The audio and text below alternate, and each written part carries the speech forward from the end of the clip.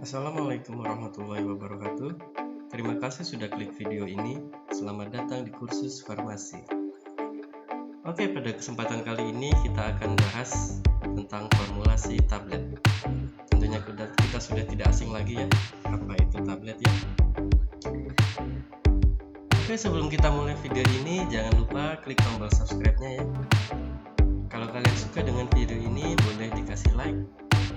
Jangan lupa share ke teman-teman kalian apabila kalian merasa video ini bisa berguna dan bermanfaat bagi kita semua. Baik, yang pertama kita bahas pengertian dulu. Apa itu tablet? Ya, tentunya untuk sediaan padat kita paling sering mendapati bentuk tablet ataupun kaplet. Tablet dengan kaplet itu bedanya cuma di bentuknya saja. Kalau tablet bentuknya bulat pipih, sedangkan kalau kaplet bentuknya lebih memanjang atau lonjong gitu ya. Tablet sendiri pada Farmakope Indonesia edisi 4 diartikan adalah sediaan padat yang mengandung bahan obat dengan atau tanpa bahan pengisi. Ya, kita ketahui banyak sekali jenis obat yang dibuat dalam bentuk sediaan tablet yang ada di pasaran. Ya, hal ini dikarenakan karena tablet banyak memiliki keuntungan dibanding dengan sediaan lainnya. Makanya itu sediaan padat dalam bentuk tablet lebih sering kita jumpai. Ya, keuntungan dari sediaan tablet diantara lain yang pertama adanya ketepatan dosis bahan obat, lalu ongkos pembuatan relatif rendah, untuk penggunaannya mudah ditelan, lalu praktis, mudah dikemas dan dikirim, dapat dijadikan sediaan pelepasan khusus, stabil, dan memungkinkan pemberian tanda pengenal produk.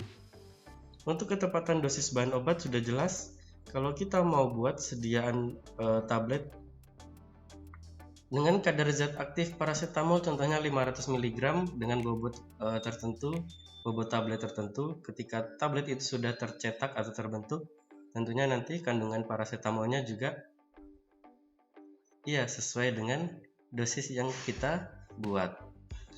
Lalu ongkos pembuatan relatif rendah dibanding dengan sediaan lain karena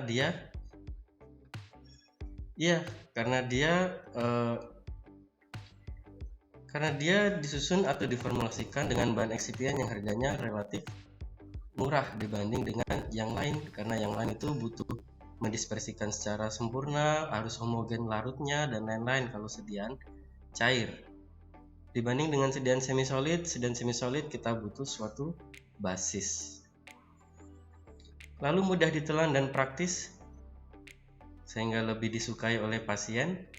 Mudah dikemas dan dikirim karena bentuknya, lalu juga dibanding dengan sediaan lain contohnya sirup, kita harus menyiapkan wadah seperti botol, dan itu nanti jauh lebih sulit untuk dikemas atau didistribusikan atau kita bawa kemana-mana gitu ya.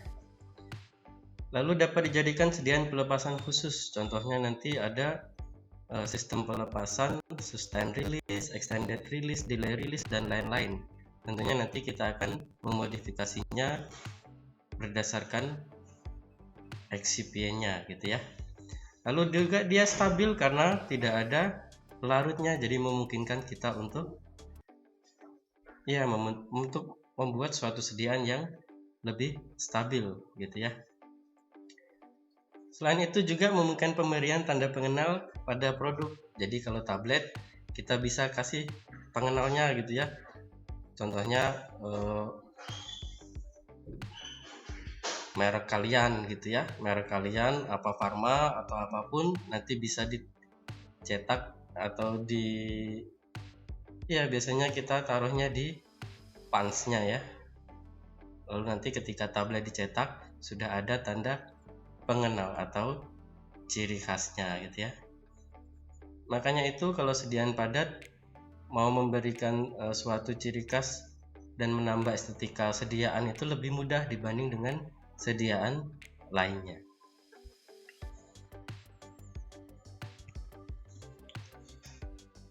Ya, walaupun ada banyak sekali keuntungan, tapi tidak terlepas juga dari kerugian ya.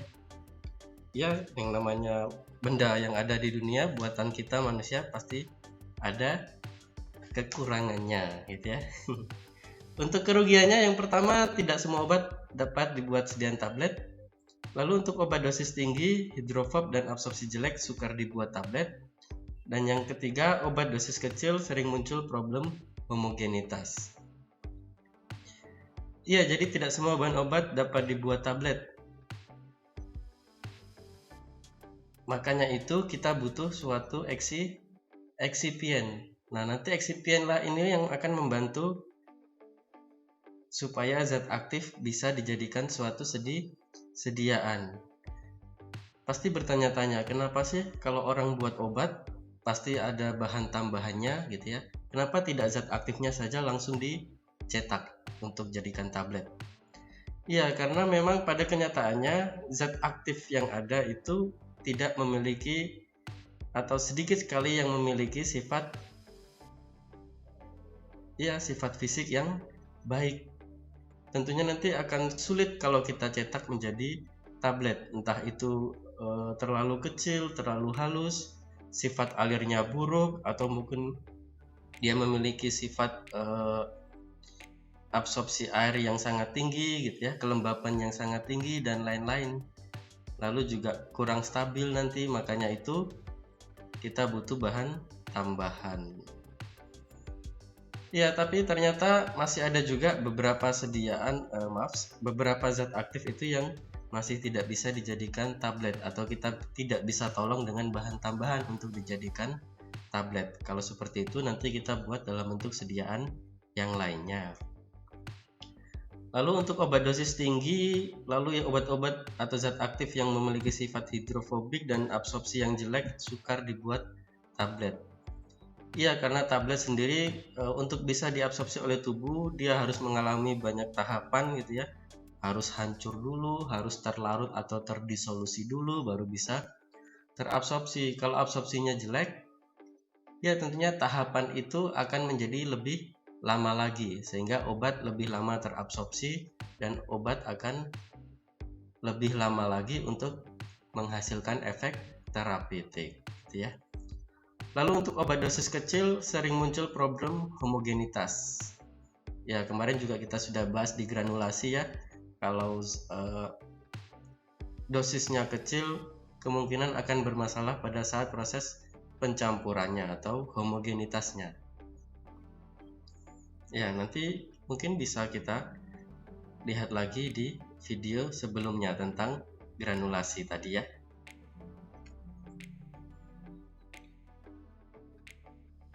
Nah, lalu kenapa sih seperti kembali ke tadi ya, kenapa sih zat aktif itu butuh bahan tambahan untuk dibuat jadi tablet? Iya, karena bahan tambahan atau eksipien itu memiliki banyak fungsi sehingga bisa mengantarkan zat aktif untuk menjadi suatu sediaan gitu ya. Contohnya di sini fungsi dari eksipien yaitu mempermudah pembuatan bentuk sediaan, lalu memperbaiki bentuk penampilan, meningkatkan stabilitas obat, melindungi rasa pahit atau rasa yang tidak enak dari bahan aktif atau zat aktif obat tadi ya, dan juga bisa memodifikasi aksi obat. Ya, untuk mempermudah pembuatan bentuk sediaan tentunya nanti kita bisa gunakan eksipien sebagai bahan tambahan untuk memperbaiki sifat alir, menambah bobot gitu ya, dan lain-lain. Nanti banyak sekali yang kita butuhkan untuk suatu eksipien ini. Lalu juga memperbaiki bentuk penampilan, salah satunya nanti kita bisa tambahkan pewarna mungkin ya untuk menambah penampilan supaya lebih bagus lagi. Lalu meningkatkan stabilitas obat, jadi kita bisa melindungi obat-obat yang contohnya memiliki sifat yang gampang menangkap air gitu ya, ataupun tidak tahan terhadap panas ataupun tidak tahan terhadap sinar matahari dan lain-lain.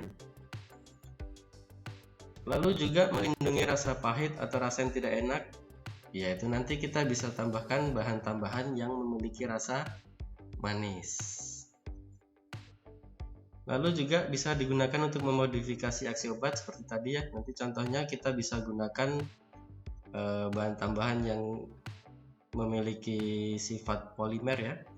Jadi bisa mempertahankan atau menunda zat aktif untuk keluar dari sediaannya.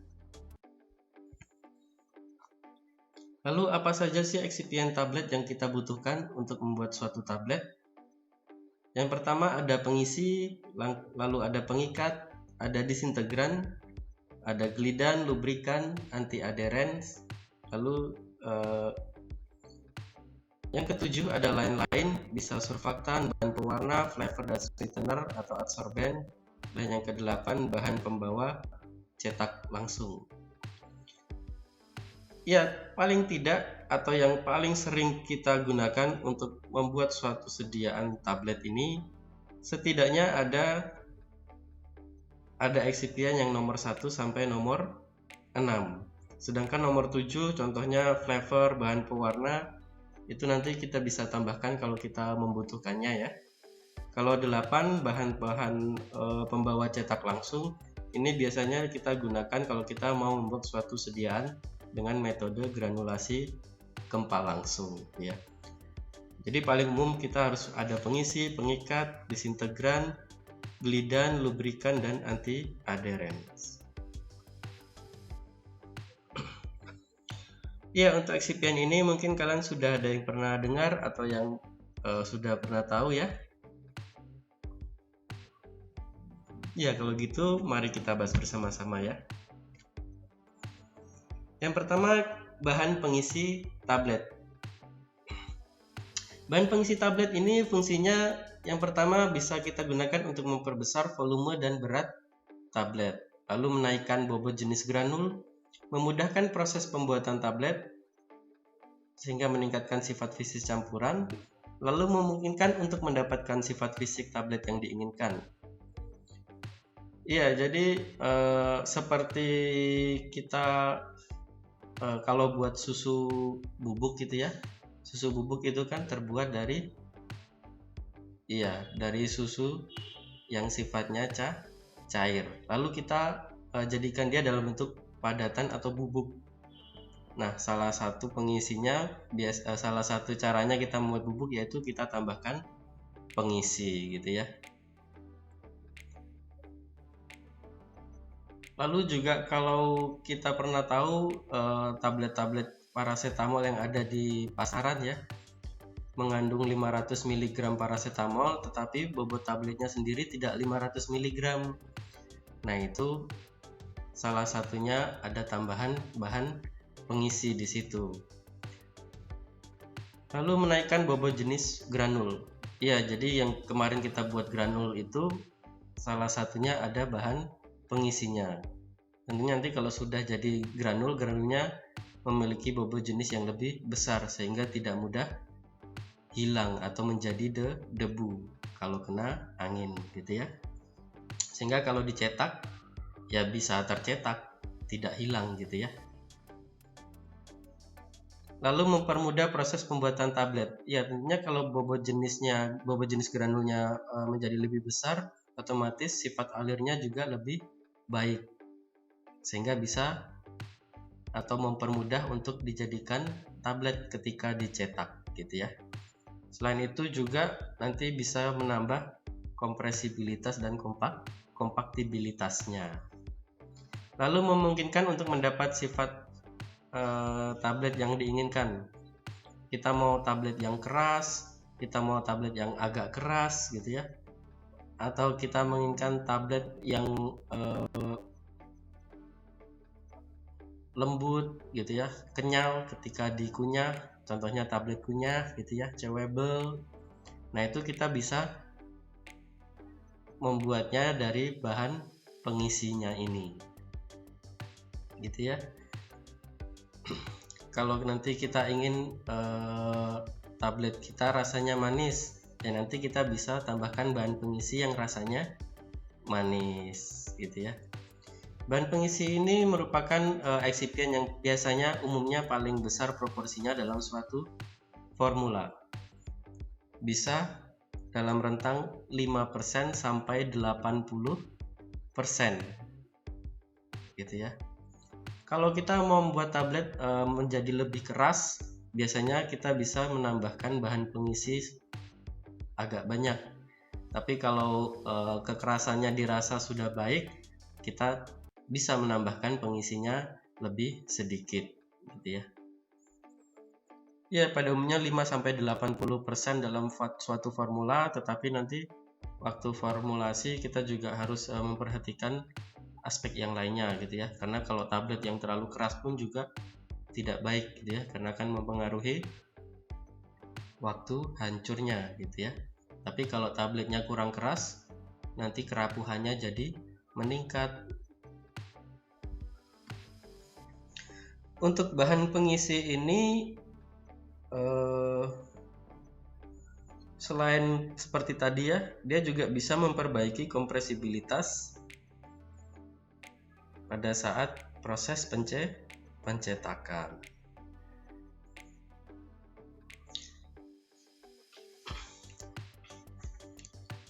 Lalu juga contoh-contoh bahan pengisi yang kalian sudah ketahui mungkin ada beberapa ya. Salah satunya adalah, iya benar, laktosa. Laktosa juga digunakan sebagai bahan pengisi pada susu bubuk ya. Iya, memang pada umumnya kita menggunakan laktosa ya, apalagi kalau kita mau buat granulasi basah. Karena laktosa sendiri kan mudah didapat dan harganya relatif murah. Selain itu juga dia memiliki kompaktibilitas yang cukup baik. Selain laktosa, nanti mungkin kalian pernah dengar ada yang namanya bahan pengisi mikrokristalin selulosa, atau merek dagang atau yang mungkin sering kita dengar adalah Avicel. Iya, ada Avicel PH 101, 102, 103, 201 dan lain-lain gitu ya. Selain Avicel nanti juga ada yang namanya kalsium dibasik fosfat. Ya, kalsium dibasik fosfat ini juga memiliki sifat kompresibilitas dan sifat alir yang baik gitu ya. Karena dengan ukuran partikel yang lebih besar, dia memiliki mekanisme deformasi. Ya, selain itu nanti masih banyak lagi ya. Nanti mungkin kita akan bahas lebih banyak lagi di video selanjutnya untuk eksipien, khusus eksipien gitu.